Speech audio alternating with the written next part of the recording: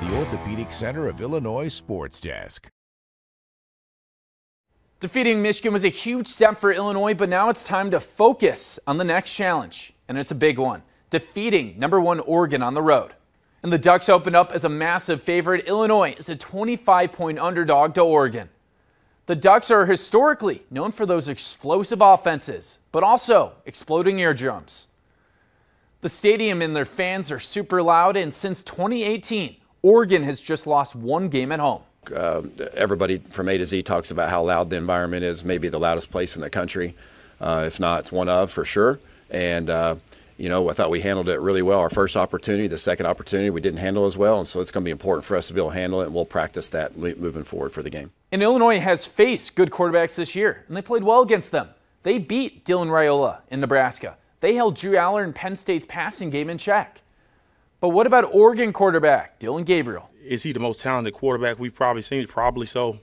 You know, and it's not just because of his skill set. I think it's a combination of what he can do in the pocket, what he can do when he leaves the pocket, the player who he's handing the ball off to, and the guys who he's throwing the ball to. And under Brett Bielema, Illinois football is on its best run in over 3 decades, and other programs, they want to get a piece of it. There are probably a half a dozen guys on our roster that were offered probably double the amount of money, if not triple the amount of money that afforded here, and they turn it down because they know what they're being developed to be. I always say NIL money is great. The I stands for instant, and NFL money, the F stands for forever. And Bielema hopes that recent football success can help increase that NIL donor money to help fund recruiting and retaining the best players as possible.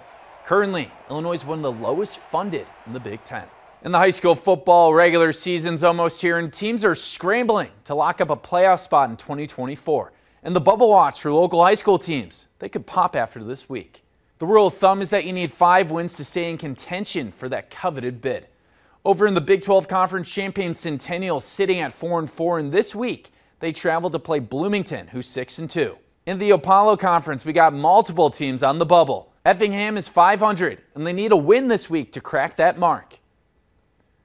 And they need to get that offense back on track after back-to-back shutouts. And finally, Taylorville's 4-0, but this week they may have caught a break. They were supposed to play the Missouri-based TDW Academy, but according to that website, they canceled their football season.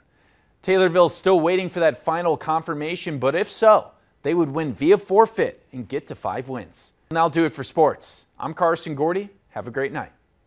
Thanks for watching. Stick around by subscribing today and don't miss a single video.